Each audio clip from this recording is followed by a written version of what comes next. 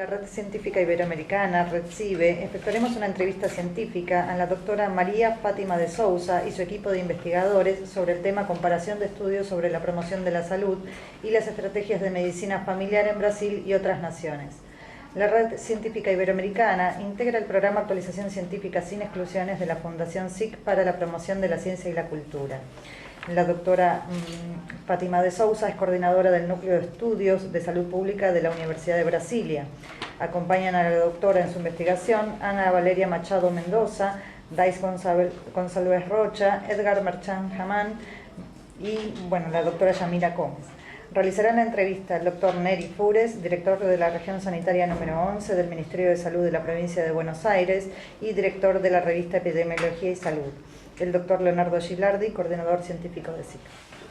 Doctora, en los últimos años, Brasil ha experimentado ciertos avances en lo que hace al campo de la salud en general. ¿Nos podría describir brevemente cómo nació el Sistema Unificado de Salud de Brasil y cómo es esa organización actual? Sí. Inicialmente, muchas gracias. Muito obrigado pela invitação, pelo convite. A nossa equipe, estamos muito agradecidos por todos os espaços que passamos aqui na Argentina. Então, saímos daqui cada vez mais encantados com a Argentina e com nossos irmãos. Gracias. Primeiro, o Sistema Único de Saúde, ele nasce, o marco central do nosso sistema é a Constituição Brasileira de 1988. Esse é um sistema muito caro para todos nós, e é um sistema construído de uma história de muitas lutas. Enfrentamos o regime militar no sistema de saúde brasileiro, que até então não tinha um sistema organizado. Somente quem podia pagar eram atendidos. Aqueles que não poderiam pagar, a Santa Casa de Misericórdia, ligada à Igreja Católica, é que dava o sistema. Em 1990, nós tivemos duas grandes leis infraconstitucionais abaixo da Constituição, que regulamentou o Sistema Único de Saúde, que é a Lei 8080 e a Lei 8142. Essa Lei 8142, na verdade, porque à época o presidente da República, que era o Fernando Collor de Mello, ele vetou dois grandes capítulos da Lei 8080, que chamamos a Lei Orgânica do Sistema, para os brasileiros eram muito caros, que era a participação social e a forma de reparto dos recursos para os outros entes federados, estados e municípios. Ao longo dos 25 anos, o Brasil hoje completa 25 anos de Constituição e, portanto, de implantação do sistema, nós consideramos alguns ganhos positivos. O primeiro deles é que nós fizemos um pacto federativo de responsabilidade entre o governo federal, os governos estaduais e os governos municipais. Hoje nós temos no Brasil 5.568 municípios. Esse pacto nós temos, esse pacto ele é de um diálogo permanente, de uma comissão que nós chamamos Comissão Tripartite, entre os três entes do governo, nós somos um país federal, como vocês sabem, e a cada mês senta essa mesma negociação esses três entes para discutir o sistema. Ou seja, a saúde, ela deve, e a Constituição nos disse isso, chegar o mais perto possível dessa população. Então, nós temos hoje uma rede de sistema de serviço de saúde considerável, muito bem instalada, em todos os municípios brasileiros. O terceiro grande ganho, e aí eu me sinto à vontade para falar desse lugar, que termos implantado a estratégia de saúde da família no Brasil com os agentes comunitários de saúde. Eu tive a felicidade de coordenar o programa, ainda quando era piloto, no estado da Paraíba. Depois, no governo de transição do impeachment do Collor para o Itamar, eu fui convidada, e a minha universidade de origem, que é a Universidade Federal da Paraíba, me cedeu ao Ministério da Saúde para coordenar o programa de agentes comunitários de saúde. E hoje nós temos no Brasil mais de 250 1.000 agentes comunitários. Hoje o Brasil cobre, além da presença dos agentes comunitários de saúde, que são pessoas da comunidade, que vivem na comunidade, que fazem assistência casa a casa, vinculada a uma equipe de saúde, composta por médicos, enfermeiros, auxiliares de enfermagem, laboratório. Então, essa equipe, chamada de Estratégia de Saúde da Família, atua na atenção primária à saúde, no Brasil chamamos de atenção básica à saúde, e temos uma cobertura hoje de mais de 52% da população brasileira coberta com essa estratégia. O que ganhos nós temos? Reduzimos mortalidade infantil, reduzimos mortalidade materna, acompanhamos os casos de diabetes, hipertensão, e temos um trabalho considerado não só pelos grandes intelectuais da área da saúde pública no Brasil. Eu ia perguntar, os agentes sanitários, eles trabalham com um protocolo, tem trabalham mais na organização, na diversa de promoção ou de prevenção? Na verdade, os agentes comunitários de saúde ele tem uma função que chamamos de educadores em saúde. E eles trabalham na perspectiva, a sua grande missão, do ponto de vista ideal, em que eles trabalham com as questões que determinam o processo de saúde, doença e cuidado. Portanto, eles têm uma agenda ainda muito pesada na prevenção da saúde, sobretudo nas ações de vacinação, aleitamento materno, acompanhamento dos casos de mulheres em estado gestacional, dos casos de hipertensão, diabetes, porque o Brasil ainda, mesmo nesses 20 anos, no ano que vem farão 2 décadas da existência dessas estratégias, o Brasil ainda é devedor, se eu posso assim dizer, de alguns territórios vazios de assistência, mas sobretudo de impulsionar uma política para que os governos municipais possam, a partir desse relato, dessa necessidade, organizar os serviços para que os agentes de saúde possam acompanhar. Eles têm cada vez mais insistido na perspectiva da promoção da saúde, uma vez que eles trabalham, por exemplo, dou vários exemplos, que nós temos mais à vontade para falar, estava fora da escola, que enquanto o Estado deveria organizar as escolas públicas para que as crianças tivessem acesso. Por exemplo, o programa de renda mínima, todos os senhores conhecem, que é o Bolsa Família. Então, os agentes comunitários de saúde vem exercendo um papel fundamental de identificar quais são as famílias de exclusão social, quantas dessas famílias precisam se inserir no Bolsa Família. Os agentes comunitários têm feito um trabalho que, inclusive, eu tive a felicidade de contribuir junto ao Governo Municipal de Saúde da cidade de São Paulo, numa agenda do meio ambiente, uma agenda de economia solidária, uma agenda de... Essas iniciativas, que ainda não compõem o conjunto, vamos dizer, hegemônico da agenda dos agentes, eles têm sido despertador para uma agenda que mexa nos determinantes do processo de doença, ou nos determinantes sociais de forma mais ampliada. E temos a esperança de que ele siga sendo esse educador de saúde e possa mover esses entraves que tem para que a gente possa sair do lugar da assistência meramente, seguramente seguirão fazendo, da prevenção, e que eles possam cada vez mais caminhar para esse debate da integração das políticas públicas. Eles formam parte da equipe de saúde, tem financiamento, tem salário, está tudo como deve ser. Na verdade, no período de muita seca no Nordeste, os agentes comunitários de saúde começaram sendo agentes voluntários e depois eles se transformaram em agente ganhando meio salário mínimo. Com uma agenda específica de redução da mortalidade materna e infantil, que à época, por exemplo, a cada 1.000 crianças que nasciam no estado do Ceará, morria entre 120, 130, 140 crianças e eram considerados para o Estado um alto índice de mortalidade infantil e materna. Então, essa experiência foi uma das primeiras experiências que provocou o Estado brasileiro, a nação brasileira, a entender que a estratégia de agentes comunitários de saúde poderia ser um caminho de reduzir não só a mortalidade infantil, mas fazer um processo de educação permanente e que o Estado deveria assumir. várias experiências em que a Igreja Católica, com a Pastoral da Criança, já tinha essa tarefa, mas como uma tarefa voluntária.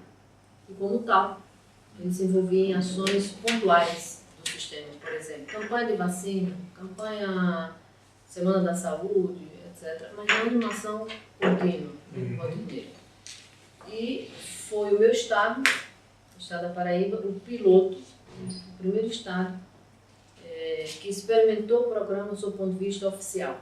Ou seja, o Ministério da Saúde, então, resolveu implantar o programa de agência comunitária de saúde e o estado da Paraíba foi o primeiro estado. E eu tive a oportunidade de coordenar à época. E nós tiramos alguns critérios. Isso em 1991. O primeiro critério que ele deveria ser pago, receber no mínimo um salário mínimo, que ele deveria ser liderança das comunidades, né, conhecer as famílias às quais eles ficariam vinculadas e que eles passassem por um processo de formação no campo da saúde e ter disposição de trabalhar 8 horas diárias. Em 91 nasce o Programa de Agência Comunitária de Saúde. Em 94, sentimos a necessidade de que somente os agentes comunitários de saúde, sem uma vinculação orgânica das unidades básicas de saúde, eles identificavam os problemas, mas não tinham onde resolver os problemas. Aí nasce a estratégia de saúde da família. Então, os agentes vinculados ao médico, como eu falei, ao enfermeiro, a auxiliares de enfermagem.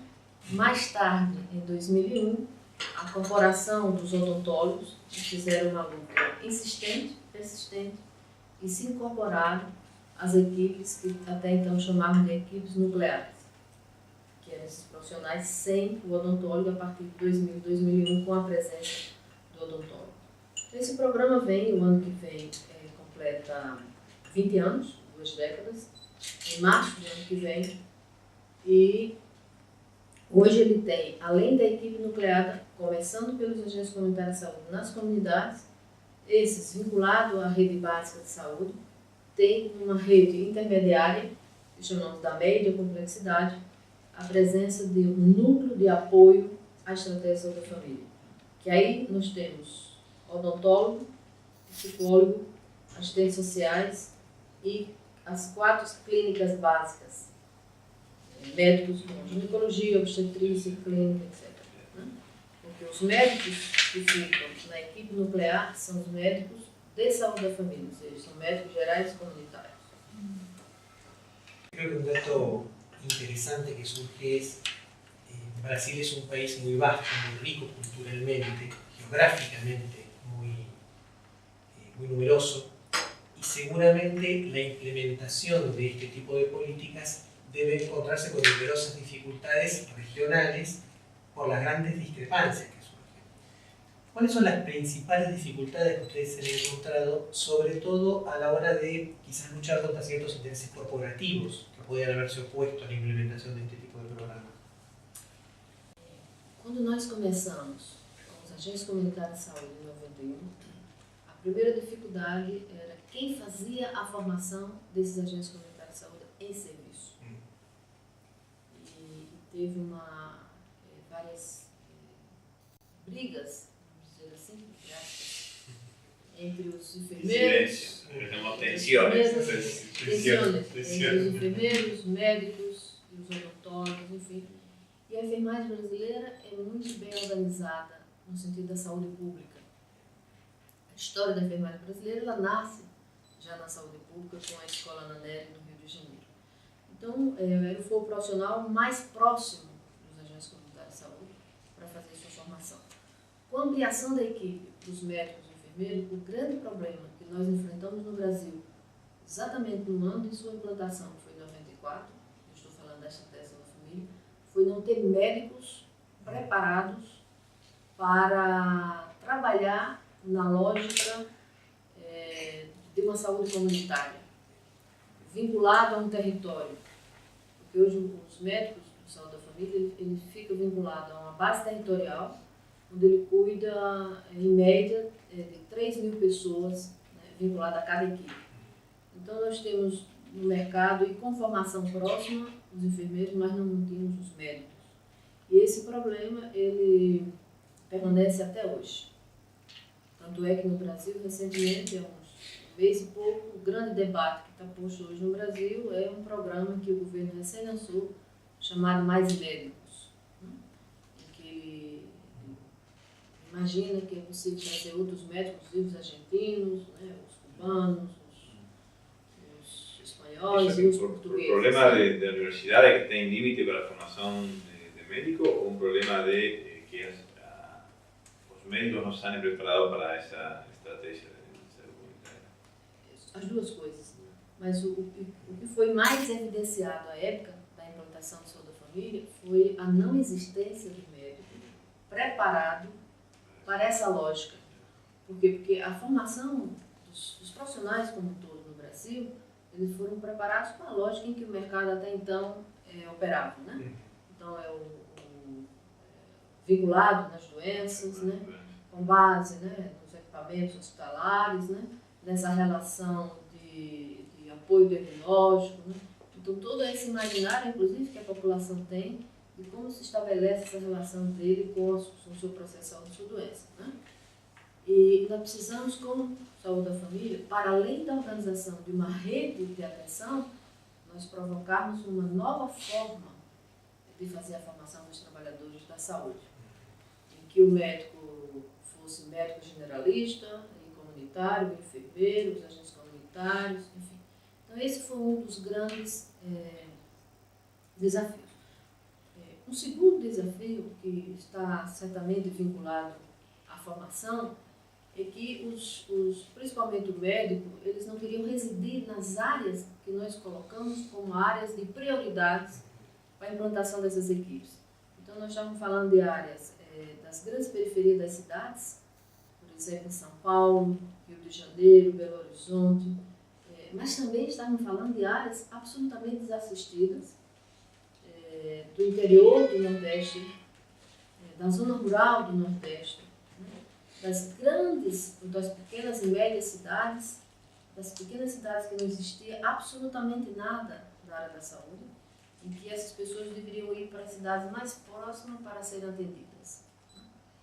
Então, fixar o médico, fixar os outros profissionais foi o nosso grande desafio. Ou seja, não temos médico formado nessa lógica organizativa, mas também não temos médicos e outros profissionais em quantidade que quisessem ir para os lugares de maior exclusão, ou que nós chamamos no Brasil de vazio sanitário. A região norte, Amazonas, essa região ribeirinhas, né, onde tem populações quilombolas, onde tem populações indígenas, esses profissionais não queriam, né, permanecer, se fixar e morar nesses lugares. La política de salud de Brasil tuvieron en paralelo un incremento destacado de la producción científica publicada en medios brasileños. ¿Cree que existe relación entre un fenómeno y el otro? Uma tentativa de encontro, sim, mas a relação direta eu não diria. Por quê? Se olharmos a produção dos artigos científicos de 1991 a 1994, para falar da passagem dos agentes comunitários, né, para a estratégia da família, em 3 anos, outro dia fizemos um artigo de revisão e não achamos nada. Em 94 até este ano, né, 2012, para falar do corte do ano passado, você já tem uma gama imensa de produção sobre a estratégia da família e tudo que se encontra ao seu entorno. Por exemplo, o papel da atenção primária na atenção à saúde da mulher, na atenção à saúde do idoso, na atenção à saúde da criança, na questão ambiental, no aleitamento materno, ou seja, nesse conjunto de ações. E ainda muitos artigos, muitos, não comparativamente, né, mas artigos consideráveis sobre o potencial que tem a estratégia da família, a atenção básica e as ações na atenção primária, na integração das políticas públicas. Por exemplo, tem um artigo nosso que foi publicado pela revista da Organização Pan-Americana de Saúde, em que a gente relata a experiência dos agentes comunitários de saúde como protagonista de uma agenda de da educação, nas ações do meio ambiente, né, nas ações da preservação da área verde, né, do mundo do mundo ecológico, né, da sustentabilidade do consumo sustentável da água, da energia. Né. ¿Cuál es el rol de la universidad en todo este proceso? ¿Cuál es el aporte? Si hay una integración, si la capacitación, la formación está más referenciada con las universidades o con los gobiernos estaduales? Olha, minha relação é mais com as universidades públicas brasileiras. E sempre faço o corte do que, quando o Ministério da Saúde ele formula uma política, a tendência é que as universidades brasileiras fiquem atentas, né, de qual o papel que ela vai exercer na formulação dessas políticas. Eu estou reportando a saúde, desse lugar que estamos falando. Quando nós implantamos o programa de Saúde da Família em 94, à época eu coordenava o programa no Ministério da Saúde, nós convidamos as universidades brasileiras, instituições de ensino superior, públicas, para apoiar a formação em serviço desses trabalhadores, médicos, enfermeiros, né, que não tinham essa formação prévia em medicina geral e comunitária. Já tínhamos esse diagnóstico que não existia. E desenhamos o que nós chamamos à época de polos de educação permanente para os trabalhadores da saúde. E tivemos uma adesão muito forte das universidades. E o Ministério da Saúde adicionou um aporte de recursos, porque quem nos financia, do ponto de vista das universidades brasileiras, é nosso Ministério da Educação. Né? Neste caso, além dos recursos, né, do Ministério da Educação, o Ministério da Saúde aportou um recurso para os polos de educação permanente. Um valor, na época, simbólico. Cada universidade que tivesse, né, que aderisse à estratégia, receberia R$500 mil para fazer esse processo de educação permanente com os trabalhadores vinculados às universidades, nas cidades que as universidades existiam. Porque esto, digo, hay una historia muy fuerte entre el movimiento sanitario brasilero con las universidades y que fueron también los que generaron después el SUS, ¿no? El Sistema Único de Salud.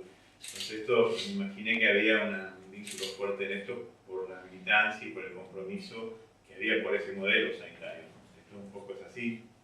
Sim. Bom, vocês todos conhecem essa história, né? Sim. Em função do regime militar, todos os grandes sanitaristas brasileiros, Sérgio Arouca, Eleutério, que era da Universidade de Brasília, o nosso da Unicamp, o Gastão Wagner, e tantos outros, eles pontos de resistência, vamos assim dizer, dentro das universidades, que pudessem, né, ficar alimentando, fazendo esse fermento aí, para gestar as grandes teses do projeto da reforma sanitária brasileira. Né? E o marco foi a 8ª Conferência Nacional de Saúde, em Brasília, realizada na nossa universidade, que inclusive subsidiou o capítulo da saúde, né, no processo constituinte. Então, temos as universidades históricas, né, que seguem, né, nessa luta, né, de fortalecimento do projeto da reforma sanitária, em primeiro lugar, e do Sistema Único de Saúde, que todos nós chamamos de filho dileto, né, nosso filho querido, do projeto da reforma sanitária. Então, a Universidade Brasileira ela tem esses grandes pensadores, né, que a gente chama, principalmente na Universidade de Brasília, os celeiros, né, da resistência, para seguir lutando pelo sistema que nós defendemos, que seja público, gratuito, integral, né, participativo, sobretudo, né, defendemos a radicalização da democracia interna no sistema. E as universidades têm sempre esse apelo, está sempre atenta, né, está sempre tentando fazer uma revisão da formação dos trabalhadores na saúde. Mas não é uma tarefa fácil. Primeiro porque não somos todos que pensamos assim, que fôssemos, né? Nem todos os professores da medicina pensam que devem fazer a revisão da formação dos médicos. Nem todos os professores que têm o poder de mover as estruturas a formação dos enfermeiros pensam assim. A luta segue, né? Ainda não somos hegemônicos, mas estamos nessa luta. Caminho. Estamos aí no caminho. Si quisieran, por favor, recordarnos el objetivo del estudio que está Sí. en planificación y un poquitito los objetivos finales. Sim. Então, o núcleo de estudo da Universidade de Brasília é um núcleo que tem um papel político muito forte, reconhecido no Brasil inteiro. E acho que por alguns companheiros Latinoamérica, estivemos com o Mário Rovere, em que citou vários né, dos nossos, os que me antecederam, vamos dizer assim. Sou muito jovem. Pois bem, nós temos várias unidades de pesquisa no núcleo. Tem uma unidade que discute a questão das iniquidades, tem uma unidade que discute a questão da formação dos trabalhadores da saúde, né, um observatório de recursos humanos, tem uma unidade que discute tecnologias de informação e comunicação de saúde, e uma unidade que eu respondo, além da coordenação geral do núcleo, que é a unidade de estudo na atenção primária à saúde, que é a razão de ser da atenção primária, que é fazer a promoção da saúde. Então, diante disso, nós temos esse projeto de pesquisa, que nada mais é do que identificar no Brasil e nos países que nós elegemos como prioritário para visitarmos, como se dá as práticas dos profissionais das equipes de saúde da família, no caso brasileiro, e similares nos países que visitamos, na perspectiva da promoção da saúde. Essa pesquisa já está na terceira fase. Na primeira fase nós visitamos Canadá, a parte inglesa, né, Toronto, visitamos Cuba, visitamos a Espanha e visitamos o México. A segunda fase nós visitamos Portugal, Colômbia, Chile, Peru e Equador. Colômbia, Chile, Peru e Venezuela. Desculpa, Venezuela. E agora a terceira fase, vocês, Argentina, vamos à Inglaterra, Austrália, Costa Rica e República Dominicana. Todos eles partimos do pressuposto, porque visitamos os países, são países que insistem em ter uma política de sistema universal, que se declara, né, a nação declara que é importante a integralidade do sistema, que é importante a participação da sociedade na construção do seu sistema. E a finalidade é que a gente possa, não só no campo epistemológico, né, entendermos como essas nações compreendem o conceito de atenção primária à saúde, quais são suas bases que fundamentam, né, essa lógica da atenção primária, qual é o desenho organizativo que essas nações dão para responder essa base epistemológica, ou seja, qual é a tradução do valor e dos princípios que eles têm sobre a atenção primária, como isso se reverbera na prática, no seu processo de organização da sua rede assistencial, e que sinais é possível que essa forma de pensar, essa forma de agir tem ressonância no resultado de saúde da população. O Brasil hoje diz com muita segurança que a estratégia da família e a forma organizativa da atenção primária à saúde foi possível reduzir a mortalidade infantil, foi possível reduzir a mortalidade materna. Estamos já cumprindo parte das metas dos objetivos do milênio e que cada vez mais essas equipes são chamadas, né, a esse grande movimento de discutir os determinantes sociais da saúde. Então, fizemos isso com muita evidência, várias pesquisas, né, vários artigos publicados, desafios, e a gente tenta também nessa pesquisa encontrar estratégias que um país e outro tenham visto que possam também auxiliar o Brasil. Então, a troca de experiência no campo da produção científica nós também acreditamos e desejamos que o Brasil cada vez mais seja um país sem fronteira no campo da produção de conhecimento. ¿Tiene alguna, ahí todavía no está el resultado porque está en etapa de investigación, pero ya que están en la tercera fase y han visitado otros países, cuál es lo más importante en términos de disminución de las inequidades y mejorar el acceso a la salud o los indicadores de salud?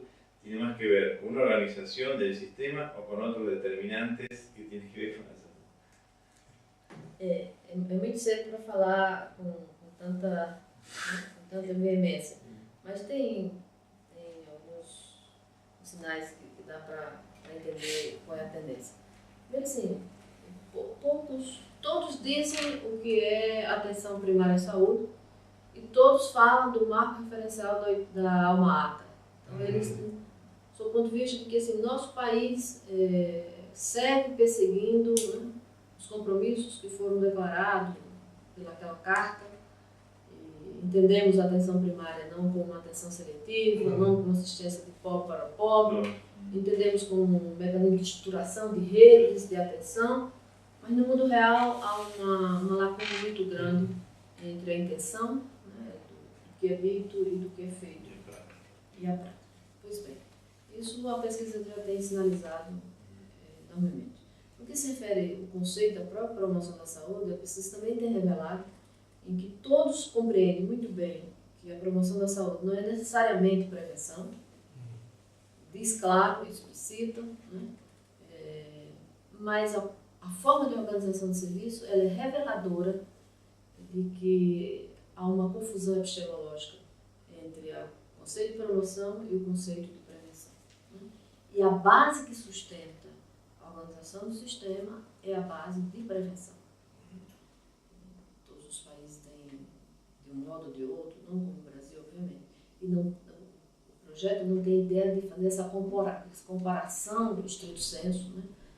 Ter essas aproximações, né? O que é comum, o que se distancia, o que é singular em cada um desses países. Aí reside a riqueza do nosso estudo, do nosso juízo de valor. E segue organizando, como eu disse, os serviços na perspectiva da prevenção, né? Que não é ruim de todo, mas não é o que nós gostaríamos. Né? Porque a promoção ela mexe com as estruturas, ela mexe com os poderes, né? Ela mexe com a engenharia, de que forma nós estamos financiando, ou seja, como que a riqueza daquele país, eu falo nós, também está sendo redistributiva. Como que a população tem as habilidades e capacidades de cuidar da sua própria saúde.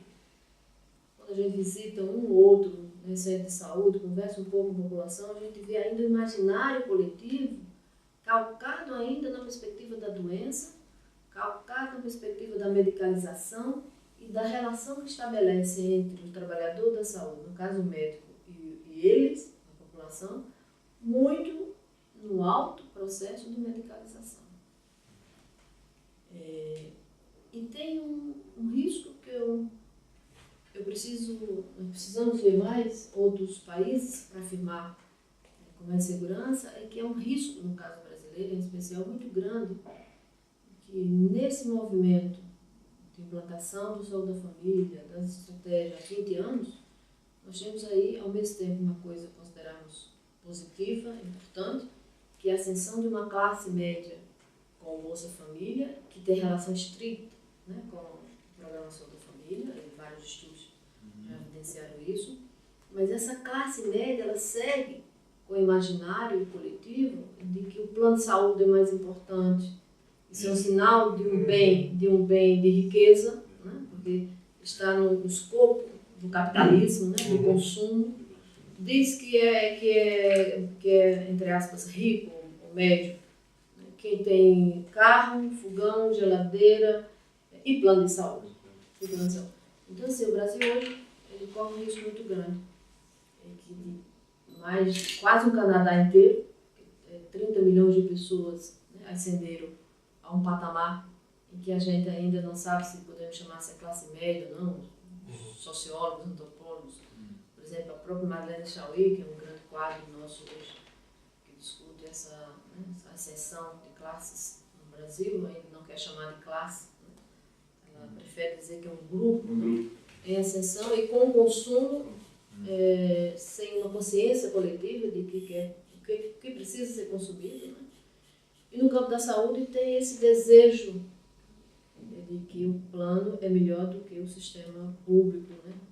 E que nós construímos com muito esforço, né? Perdemos muitas vidas nesse trajeto. É uma história de muita luta de todos nós para construir esse sistema. Então, nós vamos ter que, nós estamos ali numa luta, outras lutas, né? Ela se reapresenta para que a gente defenda o nosso sistema. nesses países a gente tem visto muito isso, né?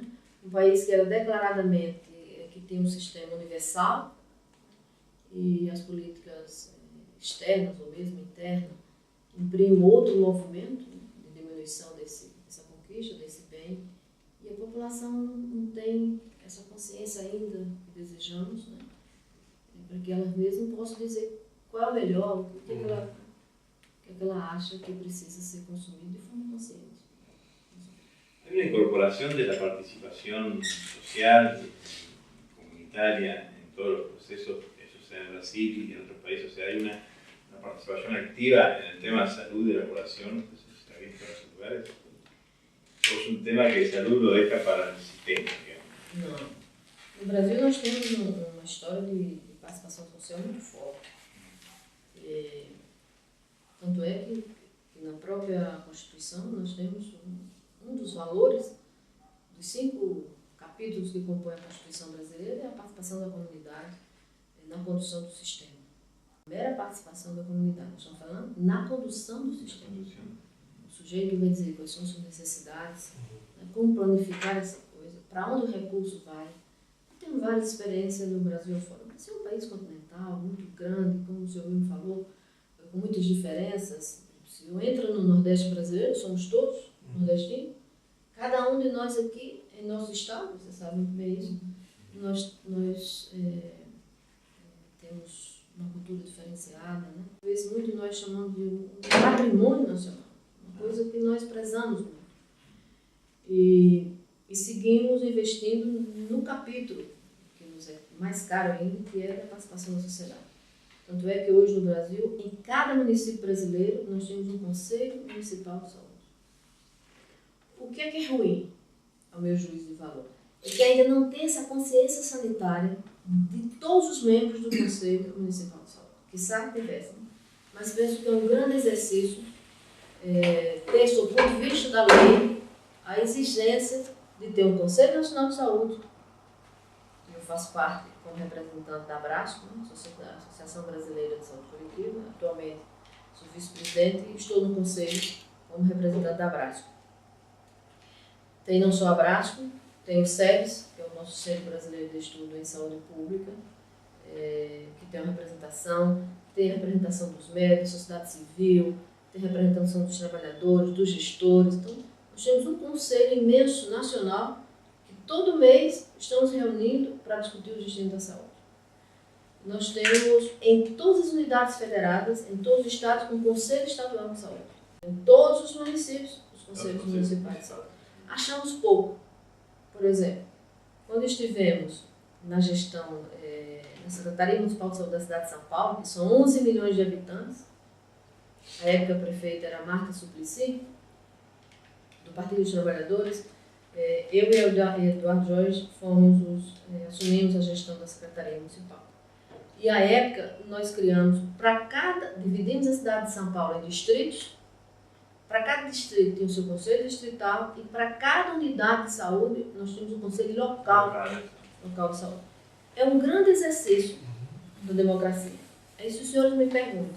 Funciona? Tem dificuldades. Por quê?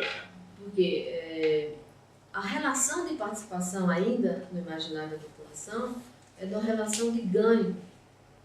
Eu vou lá porque eu vou ganhar meu medicamento. Eu vou lá porque eu vou ganhar, eu vou lá. Então, ainda não é uma consciência política sanitária.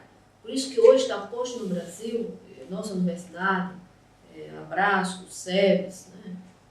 Nosso desejo de fazer uma repolitização, passados 25 anos do SUS, quais são os destinos que nós temos que dar ao nosso sistema, cuja base de sustentação deverá ser a participação da comunidade. Disso nós não temos a menor dúvida. Porque foi assim no seu nascedor e seguramente será agora, no momento da sua sustentabilidade. Más allá de las diferencias regionales o locales, ¿creen que los organismos de integración regional, como el Mercosur, por ejemplo, la UNASUR, pueden ser útiles pensando en políticas a largo plazo de integración de la atención de la salud en Sudamérica o en América Latina en general? Antes de responder, não sei se respondi a pergunta da pesquisa. Para finalizar e dizer que nossa equipe, além dessa discussão, porque eles vão me cobrar, além da discussão da atenção primária, né, da promoção da saúde, nós aproveitamos o senso de oportunidade de equipe e criamos 2 grandes componentes na pesquisa. Um é sobre a informação e comunicação em saúde. Como se dá essa informação e essa comunicação entre as equipes da atenção primária, na perspectiva da promoção da saúde. E ainda como que as universidades desses países que nós visitamos fazem a formação dos trabalhadores da saúde também na perspectiva da promoção da saúde. Aqui mesmo visitamos uma série de universidades.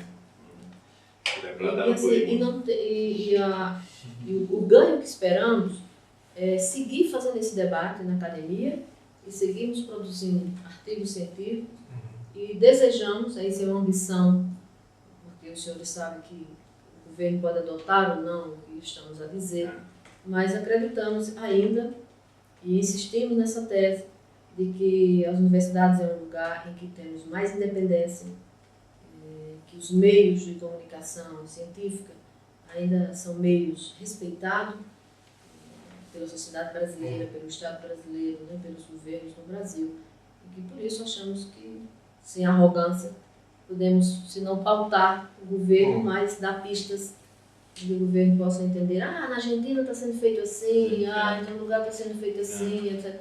E um pouco provocar esse encontro, né, entre os especiais da Latinoamérica. Mas, perdão.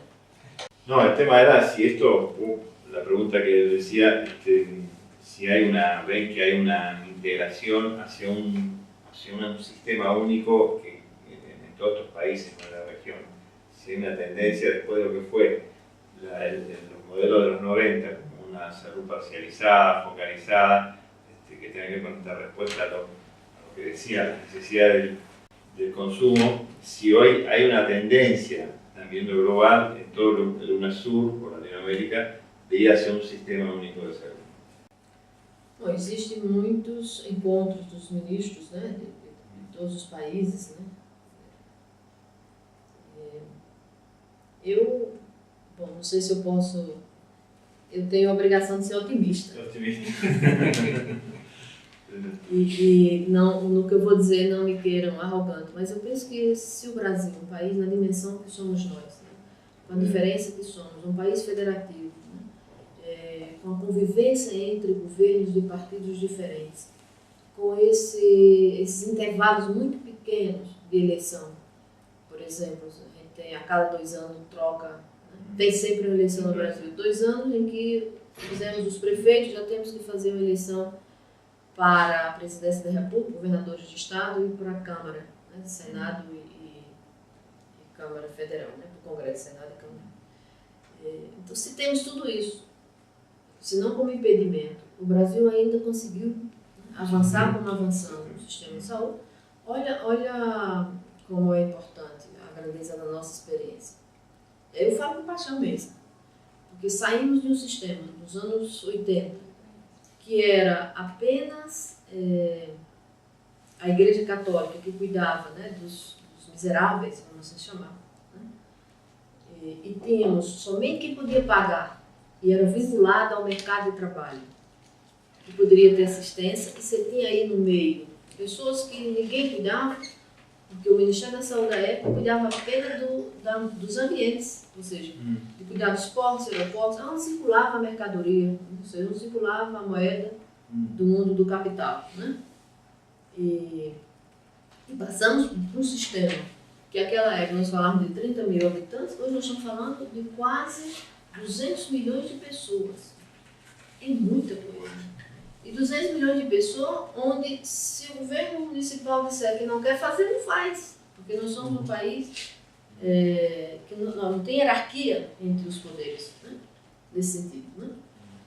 Claro que o Ministério da Saúde ainda hoje, e esperamos que siga com esse prestígio e com esse poder da Constituição, de formular as políticas, de avaliar as políticas, de investir parte do seu recurso, né, da sua riqueza nacional dedicada à saúde, e os estados por consequência. Por exemplo, recentemente nós aprovamos uma emenda à Constituição, que é a emenda 29, onde deixa claro que cabe à União dedicar 10% do seu produto interno bruto, cabe ao governo federal 12%, estadual, 12%, os governos estaduais 12% e cabe aos governos municipais 15%.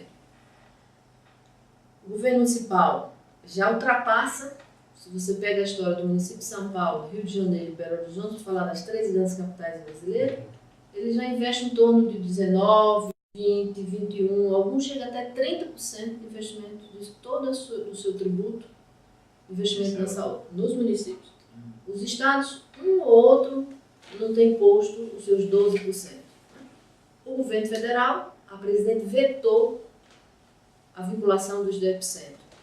Mas o movimento social foram às ruas e hoje, exatamente hoje, dia 16, está chegando ao Senado brasileiro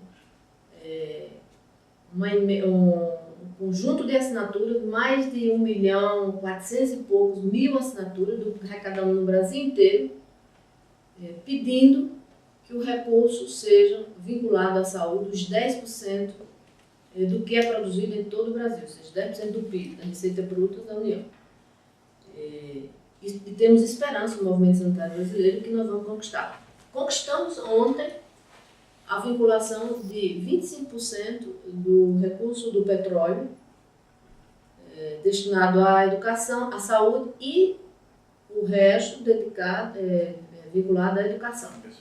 Então, se conseguirmos que esse recurso de fato venha para a saúde e para a educação, daqui a 2 décadas, seguramente quem sentar esta mesa vai estar falando de um sistema diferente. O que quero com isso dizer? Então, nós tínhamos a experiência de uma base legal universal, democrática, progressista, nós temos um desenho operacional com todas as dificuldades que tem avançado, e nós temos uma deficiência, 3 grandes deficiências que o Brasil ainda tem, para dizer que nós estamos bem no sistema. É ter o financiamento sustentável. E aí, fizemos nós essa vinculação com o orçamento da União. O outro é ter uma gestão cada vez mais democrática, participativa, onde a pessoa tem essa consciência coletiva do que ele está fazendo ali. E o terceiro é ter trabalhadores da saúde, profissionais, médicos, enfermeiros, todos os trabalhadores da saúde, compreendendo sua missão e estando dispostos a tratar de pessoas e não de tratar de mais um personagem que chega na unidade de saúde. Doctora, a modo de conclusión, ¿sí? ¿Cuáles son las recomendaciones que podría efectuar desde el punto de vista de la salud pública a futuro, pensando en Brasil y pensando en el resto de América Latina? Un mensaje hacia los profesionales, hacia el equipo de salud. Un mensaje tomando la experiencia de Brasil. Acá tenemos las mismas dificultades en términos de construir un equipo de salud con esta perspectiva, con esta orientación, con la atención primaria. Cuesta mucho porque nuestra formación es el mismo problema que ustedes, ¿no? Universidades con un modelo más centrado en reparación de la enfermedad, la tecnología, los medicamentos. Entonces habría que dar un mensaje hacia nuestros profesionales en formación y los que ya están formados como para, si ustedes pudieron y cómo hicieron, ¿qué recomendaciones harían? Eu penso que nós temos que primeiro preservar o que nós já conquistamos. O Brasil e todos os países da Latinoamérica deveriam não abrir mão do sistema universal. Porque isso é revelador de uma nação civilizada. É aquela que diz que eu protejo todo o meu cidadão na questão da saúde e da educação. Para falar desses grandes âmbaras. Um país sem educação, sem saúde, é um país fadado ao fracasso do ponto de vista humanitário. Segundo, que modelo meu país quer? Qual o jeito que eu vou organizar a saúde para a minha população? Eu acho que o Brasil e vários países da Latinoamérica já passaram por experiências as mais diversas e não pode e não deve recuar. Por exemplo, a estratégia de agência comunitária de saúde foi a estratégia mais acertada que o Brasil fez. Porque, em síntese, eu poderia dizer, ele convoca, no bom sentido do termo, a população, junto com o governo municipal, estadual e federal, a cuidar da sua própria saúde. Isso nós dizíamos em Almada, de outro jeito, em outro momento. que a atenção primária é o caminho cada vez mais do que nunca. Isso não é porque a OPAS escreveu aquele documento, mas é porque nós temos ciência disso. A forma de organização do serviço tem nos mostrado que este é o caminho. E a atenção primária, ela assume não só na perspectiva de resolver como estratégia, como espaço de organização de redes, 80% a 85% do que nos provocou a Bárbara Staffield. Quer dizer, se organizarmos bem a atenção primária, nós vamos aí resolver 80% a 85% dos problemas. Isso sim, mas mais do que isso, dizermos que nós vamos organizar o nosso serviço tendo a saúde da família, ou a atenção primária à saúde, como a base estruturante desse sistema, significa dizer que nós vamos valorizar o cuidado das pessoas de forma longitudinal. Ou seja, eu não estou cuidando das pessoas apenas no seu estado de saúde agudo, ali, episódico. Eu estou olhando o cidadão ao longo de sua trajetória. Eu nasci bem, eu quero crescer bem, eu quero morrer bem e quero morrer com dignidade. Então, a atenção primária, ela toma esses valores na sociedade. Ela não é só apenas um jeito de organizar o serviço. É um jeito de dizer que esse serviço ele é humanitário, ele dá valor às pessoas. Né? As pessoas têm que ficar naquele lugar como primazia, como em primeira instância. Eu sou olhada como gente, não sou olhada como um objeto, né, como uma coisa a mais. E o financiamento ele é revelador. Então, os países que ainda não têm declarado quanto da minha riqueza eu vou colocar para a saúde e que esse recurso será bem investido para proteger meus cidadãos, cidadãs, se até então esses países ainda não fizeram essa declaração, significa que nós temos uma luta muito grande pela frente. Significa que nós não conseguimos ainda ter uma coesão social, um pacto federativo de verdade, efetivo, onde a gente diga que esse recurso é para a saúde, será efetivamente investido na saúde e os resultados serão em ganhos de vidas saudáveis. Né? Onde eu possa morrer com meus 90, com meus 100, que não seja um Oscar Niemeyer, possa viver 100 e pouco, mas com dignidade. Capacidade de dizer assim, eu sou um comunista, né? Ele morreu dizendo assim, eu sou um comunista, no sentido mais nobre da palavra, né? Eu quero comunhar com meus irmãos, né? Comungar com meus irmãos dessa partilha, né? Dos bens que a sociedade produz. Pois bem, eu acho que não só o Brasil, mas os países que a gente tem visitado correm um sério risco de se encantar com o projeto do neoliberalismo, de uma outra face que se apresenta não tão capitalista no sentido perverso, mas que no fundo é uma magia falsa, né?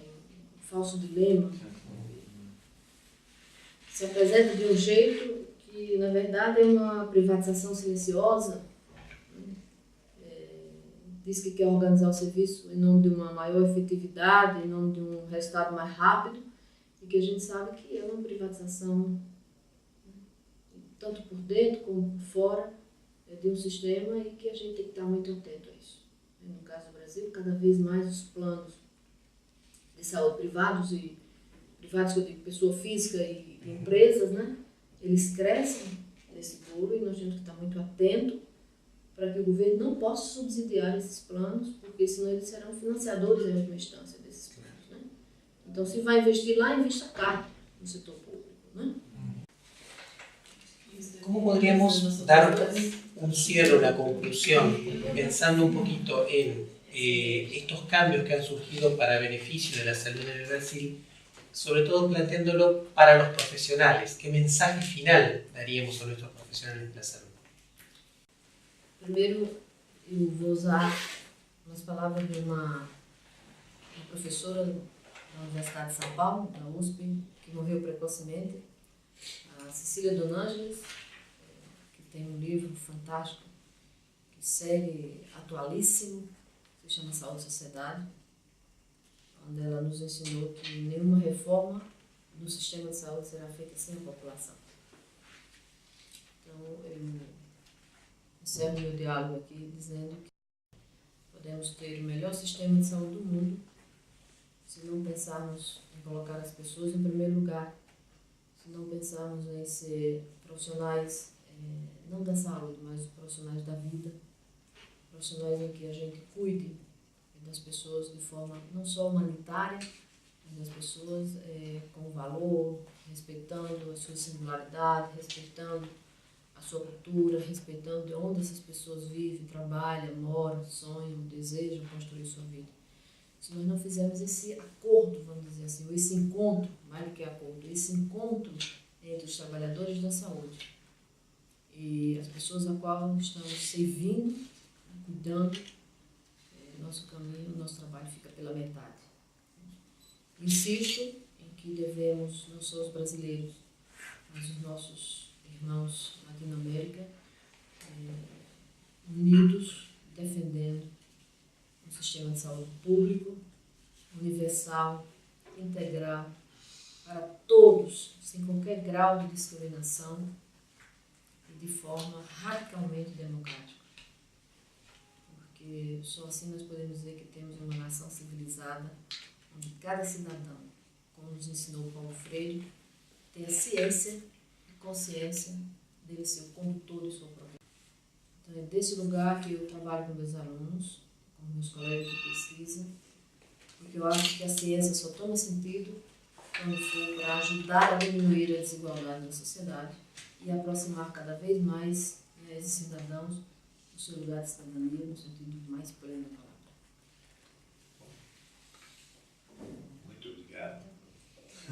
Sou eu que agradeço. Sua participação aqui. Nós saímos mais apaixonados.